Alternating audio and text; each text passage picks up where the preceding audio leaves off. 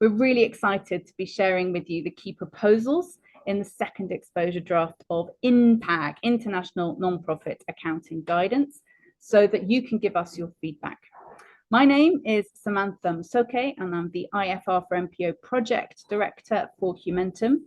I'm based in Uganda, and many of you will have received an invitation or an email from me, so thank you so much for coming today. I'm delighted to be joined by Philip Trotter, who is an associate with SITFA. He's been instrumental in drafting the text for the topic that we're going to cover today. So we have exactly the right person in the room to add colour and context. So thank you so much, Philip. You're very welcome. Welcome, everyone. I hope that many of you have attended earlier events and have some awareness about the project and INPAG. So rather than introduce all the background, every webinar in the series, we shared a video with you in your email, and it's also available from the website when you look at this event. So hopefully I just hope that and trust that you've seen that basic background, and I won't be introducing it now. We'll dive right in. So today's webinar is part of a series covering the main themes in Exposure Draft 2.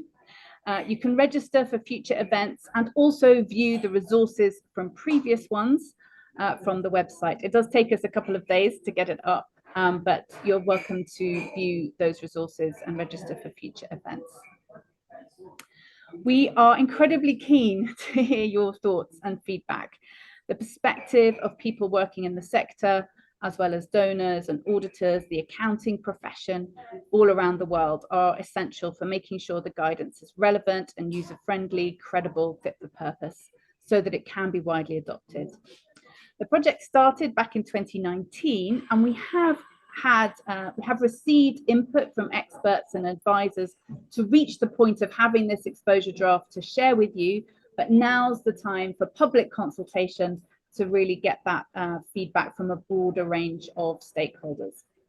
So the purpose of today's 1-hour webinar is to explain the proposals and for you to have the opportunity to ask questions, seek clarifications, as well as share your comments, opinions, and feedback. At the end of the webinar, we'll also tell you how to submit a formal response to the consultation. A bit noisy here. So here's the flow for today's session. We've already finished the introduction, that's done. And what we're now going to do is a bit unusual. We're going to watch a pre-recorded video in YouTube that we've prepared in advance to explain the proposals in relation to grant expenses. It's about 22 minutes long. So we're going to share a link with you, and the link is to a playlist that has the same video in English, French, and Spanish. This way, everybody can watch the video in a language that they understand. And then we will come back together at the end of that to do questions, answers, and comments. Now, I have to tell you, there is a minor error at the beginning of the English video. It comes up with a screen saying revenue. It is the right video, that should just be a couple of seconds, and then it will take you into grant expenses. And I should also say, in case you get adverts on YouTube, please just click through them. And as a project, we don't endorse anything that you're seeing an advert for. So with that, please do click on the link.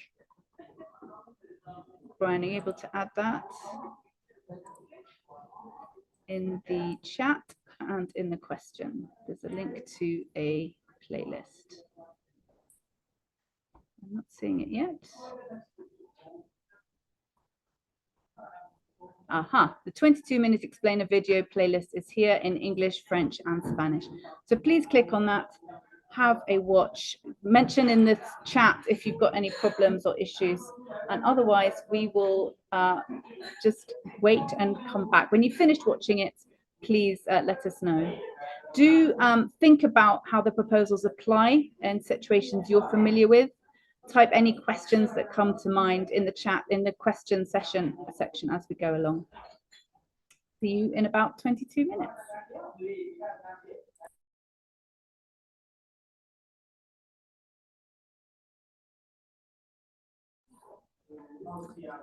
Okay, so I hope a number of you have finished watching that video. The last bit is about how to respond. So I'd love us to open our Q&A.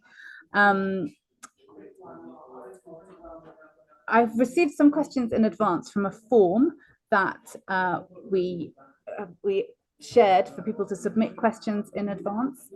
And also there's some questions that came up in our webinar yesterday about the common model, which I'll also be putting to Philip, along with some of the questions in the Q&A here.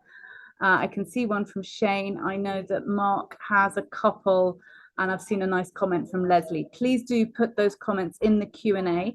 You can also, I think, upvote a question. So if there's a little thumbs up at the bottom, if you see a question that you also like, please do that, and that will help us know what to address. So Philip, I'm going to start with a common sort of reaction, which is, oh my gosh, this is so complicated.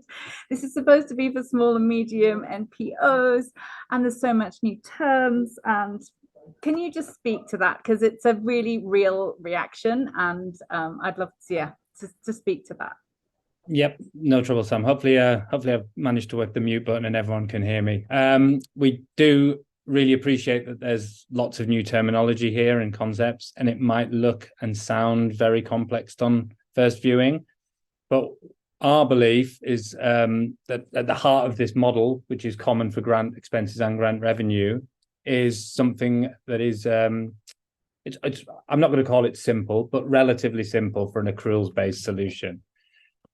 Firstly, the grant providing NPO needs to decide whether the relevant transaction is actually a grant or donation in the first place, or is instead actually a form of procurement.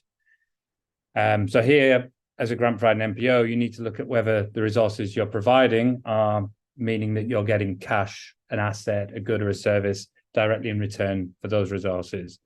If I'm providing resources and I'm not getting something back, either a service, a good, cash, or an asset, then that's generally a very good indication that this is a grant or a donation.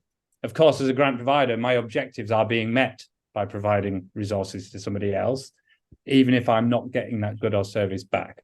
But am I getting something back directly or not? Once you know it is a grant or donation, you then need to consider whether the arrangement is enforceable and what the rights and obligations on the different parties to the arrangement are. So if we start with a slightly trickier one, which is probably causing most people concern, the enforceable grant arrangement. To be an enforceable grant arrangement, the arrangement needs to be enforceable through legal or equivalent means, and both sides need to have identifiable rights and obligations within the arrangement. Now, within an enforceable grant arrangement, we have this special type of obligation that's called an enforceable grant obligation. And this is an obligation on the recipient of the resources to either achieve a specific outcome, carry out specific activities, use resources internally for a good or service, or transfer a good or service to a recipient. We also have these special types of rights that we call grant fulfillment rights. And these are the rights that the provider of the resources have effectively to see those enforceable grant obligations met. So if you have an arrangement that is a grant, it is enforceable, and both sides have rights and obligations, it's an enforceable grant arrangement. And under these arrangements, expenditure is generally going to be recognized by a grant providing NPO when the recipient fulfills those obligations and not when resources are transferred. So that's the sort of accruals-based bit of the model. If the arrangement is a grant, but both sides don't have rights and obligations, or the arrangement isn't enforceable, then it's another funding arrangement. And under these arrangements, expenditure is generally recognized by a grant providing NPO as resources are transferred to the grant recipient, unless there's some other obligation that has created a liability or a provision. So in my mind, that's the more cash-based part of the model. It's not cash-based, they're both accruals, but one in my mind is an accruals bit and one's a more cashy resource transfer bit. Now, those other funding arrangements, when you're providing a grant, you might still put constraints on the use of resources by the grant recipient. You're not just saying, here's $1 million, do with it what you want. You might be saying, here's $1 million, could you please spend it on this broad area of activities? Now, those constraints, although they exist, are not going to be sufficient to create an enforceable grant obligation because they are not specific enough, and they're not going to create what we call a present obligation. I'm sorry, there are a lot of use of the word obligation.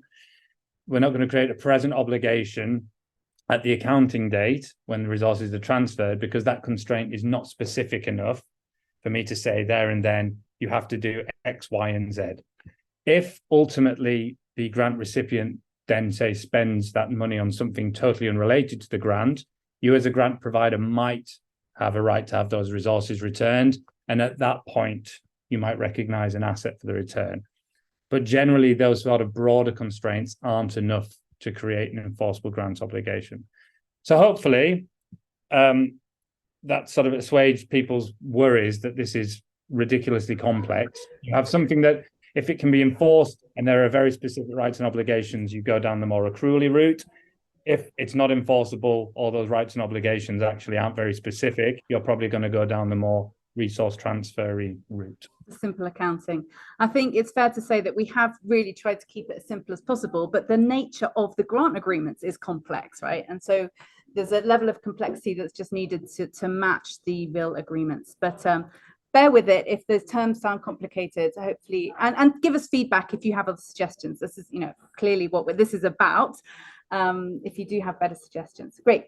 So I've got a great question here as well, and it came up twice yesterday. If we've got long grants that cover a long period of time, say a grant that's covering the construction of an asset over 3 years, do we have to look at the present value, the time value of money aspect when we're thinking about the value of those grants?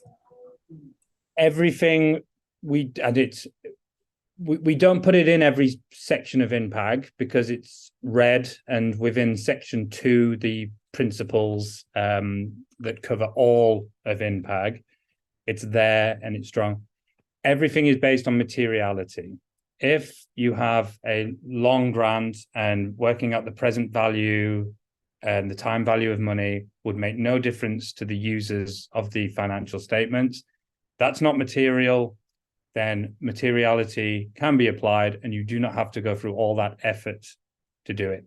If, on the other hand, it is material, if you have a very long grant and actually the time value of money will make a big difference to the users of the financial statements, then yes, present value considerations may apply. But I mean, it's something I want to get across for all of the webinars that people might be intending, especially as we're talking about small and medium-sized entities. Materiality is a pervasive constraint. Everything in here is based on user needs, and the disclosures are based on user needs, and the accounting is based on user needs. If something is not material, you do not have to do it. If it's going to be very complex for no benefit, leave it to the side. I love materiality, my best friend. Super, thank you for that. That's nice. So let's get back to this question about obligations, because this also came in an email that we've got present obligation, this like the way that liability is defined in normal accounting. We've got this idea of an enforceable grant obligation within this enforceable grant environment, the thing that the grantee has to do. We've also got in the video, if there's an obligation to transfer funds in an OFA, in an other funding arrangement. This just, is it necessary to use the word? Is this just a general use of the word or a specific accounting use of the word? How can we get to grips with that? Yeah, it's tricky. So INPAG as a whole is, where possible, based on existing international accounting standards. And where a term, specifically the IFRS for SMEs accounting standard, adapted to be relevant and useful to the non-profit organization context and sector. Term is used in those international standards. We have tried to use it as well in INPAG if it means the same thing and is used in the same way. Unfortunately, obligation does come up quite a lot in standards. You have just general obligations, so you have to do something. You have constructive obligations where your actions mean that actually someone believes there's an obligation. You have present obligation, which creates a liability. And then we've introduced enforceable grant obligation, which is a specific type of obligation within an enforceable grant. Now, we did look at using other terms like promises, undertaking, The problem is those are already used in other standards and mean slightly different things or are applicable to commercial revenue. So we've tried, given that this is effectively an obligation and it's an obligation within an enforceable grant, to put the two together. That said, if it's a term that is not connecting with people, if people find it confusing, the whole purpose of going out to an exposure draft is that we can get that feedback, a better term or a different term, fair, then great, we can look at that. I also understand that then translating that into French and Spanish, which are the other languages where we've put the exposure draft out, or at least the summary, again causes issues because the straight English definition translated has potentially slightly different meanings in French and Spanish. So again, for anybody who is on the call in French and Spanish, if those terms aren't working correctly for them, then please do provide us that feedback as well. We need this to resonate with the sector, and we can get away from a purist approach if the benefits are clearly there. Brilliant. Okay, I've got a couple of recognition questions here. So this question is about revenue, but it corresponds to expenses as well. Can grant revenue be recognised before the grant is received? Or likewise, if I'm a grant maker, could I recognise that grant expense even before I have actually remitted the funds? Is that a possibility? So yes, so the point of the enforceable grant arrangement is you are sort of disconnecting the actual transfer of resources and looking more at what the obligations and rights are within it. So if I've agreed to provide resources to a beneficiary, and there is one enforceable grant obligation, and though that beneficiary has met that obligation, then I have an expense there and then. The fact that I might not transfer the resources, the cash, until the end of the year, until a different accounting period for an enforceable grant obligation is irrelevant. So I should be recognizing that expense once that obligation has been met because my right's already been fulfilled. Likewise, from a revenue perspective, if I've already achieved an obligation and I'm due that resource, I should be recognizing the revenue under the common model, even if it might not be transferred to me to a different accounting period. The other funding arrangement is slightly different because generally you can't, because they're not either enforceable or you don't have specific rights and obligations, it's hard to either oblige someone to provide the resources or to say when those have been met. So that's why for those, we're focused more on that resource transfer. And in those cases, you are more into the, I hate to use the word cash accounting world, but you're more into the look when the resources are transferred to recognize expenses or revenue, because you probably can't get the other side to do something under those arrangements. I think it's actually quite refreshing to think of, recipients being able to have the grantor has an obligation to return funds. It's not just a one-way street in terms of obligations and rights. Yep. It's both sides, and I think that in the conversations about shifting power and all that in the sector, yeah. I think this really speaks to that, doesn't it?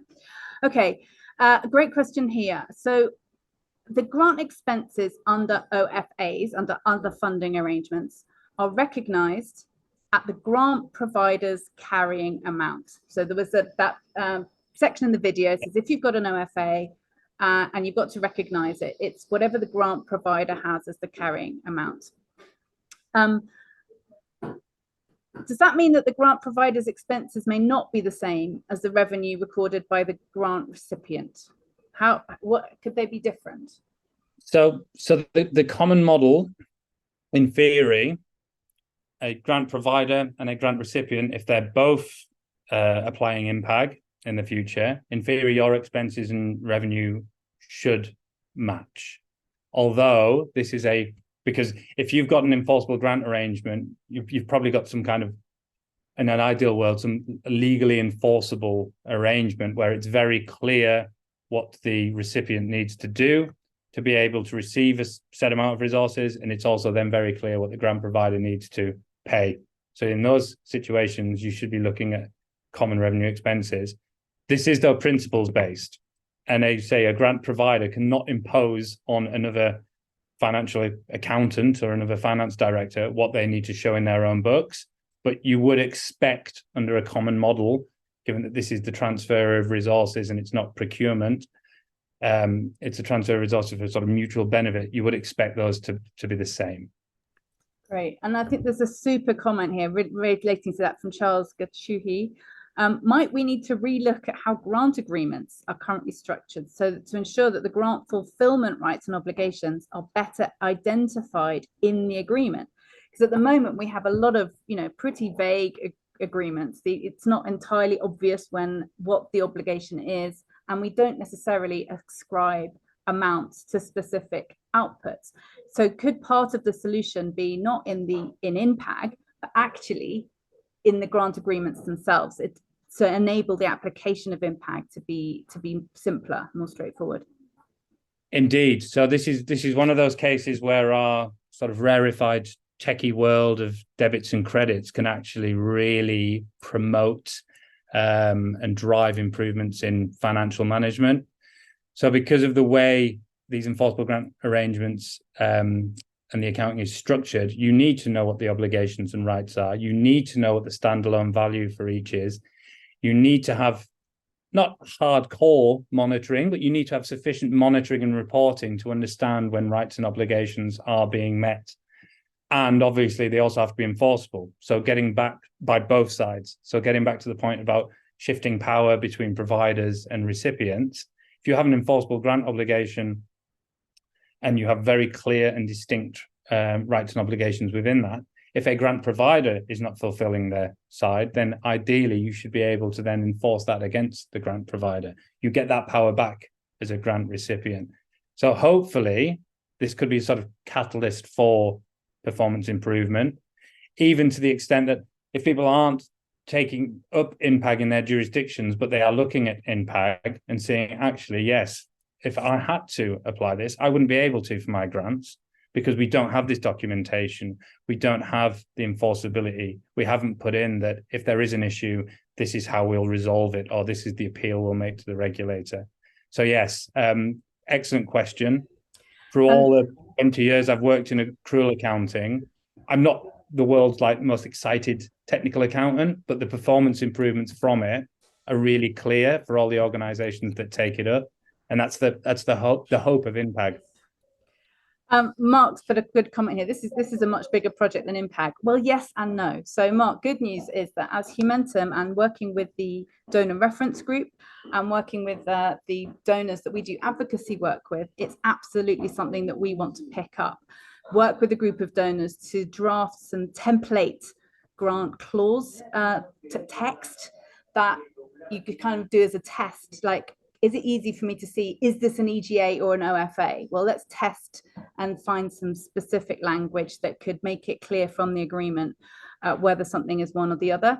Because even now, when there are some countries with pretty clear rules, but it's the grant agreements themselves that cause hours of finance directors sitting with auditors arguing over the application of a rule to a specific contract. You have whole departments set up to do the accounting for contracts.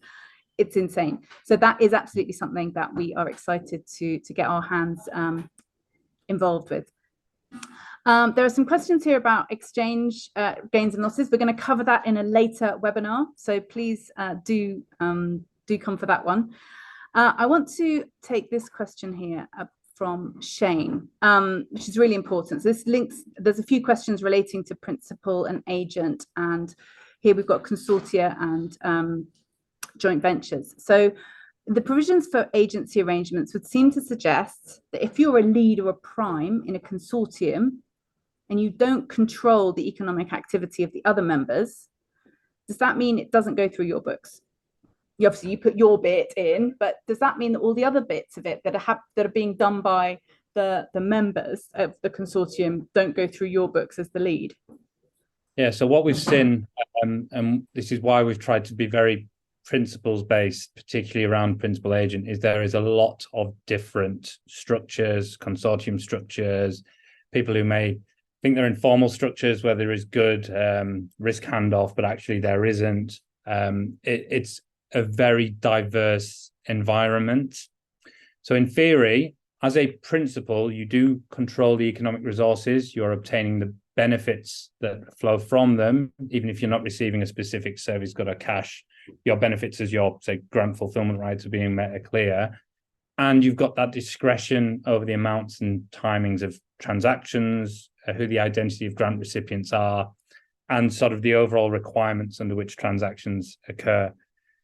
So you need to look at that. It's very hard to just say that's definitely applicable to all consortia. If you're a lead, because lead might mean many things. It might mean you're just responsible for overall administrative coordination, but actually below that, there are lots of sub grant agreements going on. There is lots of risk handoff. There are commercial structures involved. It's really tricky, unfortunately, to just give a basic answer.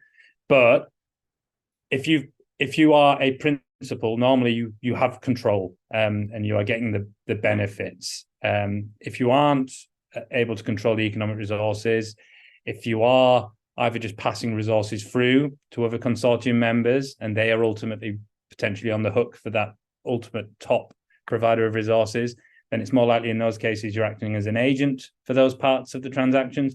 Could be a very big mix where you're a principal for some parts and an agent for others. It is very much going to be on a case-by-case basis. Where you are an agent, expenses and revenue related to the sort of agent part of your work should not be going through your books. You might recognize sort of expenses and revenue related to acting as an agent, but those bits of the sort of grant shouldn't be going through your books. What you will have to do, though, is if you're holding assets as an agent, you are, under our disclosure requirements, going to have to disclose that. And you're also going to have to say why you're acting as an agent for these other members, because if you're not the ultimate sort of beneficiary, it's good for users to know what's going on and that you're looking after other people's assets well. So apologies, quite a long question, not a simple answer. Yeah, I think what it brings out, though, is that you might need, if as a lead, you have a requirement for your grant reporting to consolidate the transactions line by line, whatever, of the consortium members, that you might still need to do that for your grant reporting, but that might be distinct from the way that you're doing the recognition in your general purpose. So that, I think, is certainly an area that's worth just bearing in mind. And now again, we're close to time, Philip. There's one brilliant question here that I'd love us to do, and then I want us to do the poll. So this is Gareth, very astute. He's been reading all the EDs. Can you confirm that this distinction about the type of grant, the EGA-OFA distinction, which impacts on the timing of recognition, is that separate from this question of whether or not something is restricted? Are they the same thing in different languages, or are they like a different dimension? Is this the same thing or something different?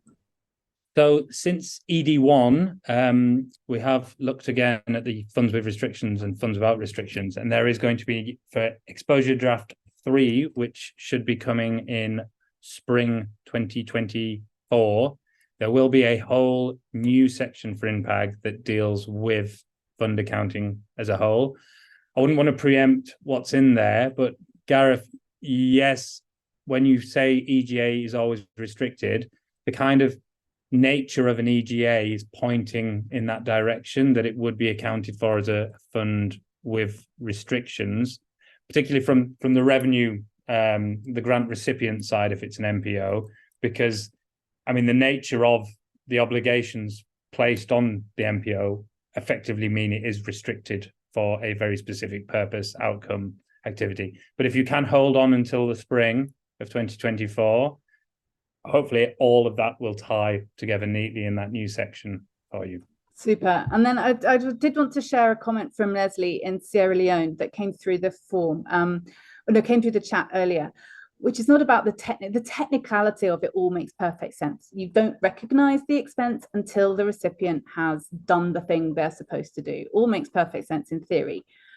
But in practical, the capacity and the cost of monitoring and confirming and auditing and checking and information to know that that thing has happened in order to do your accounting. As a grant maker, I have to know what's happened at the grantee level to impact on my recognition.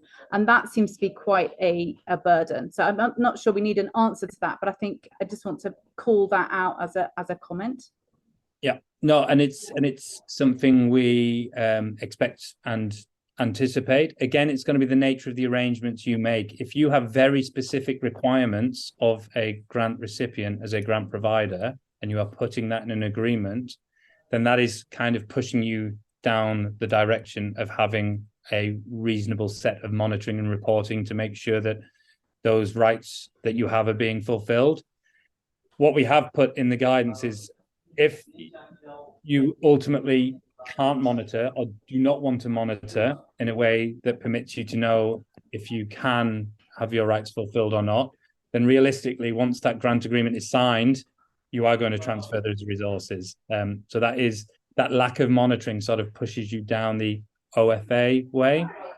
So it's on you as a grant provider as to what you want in terms of your rights and your right fulfillment.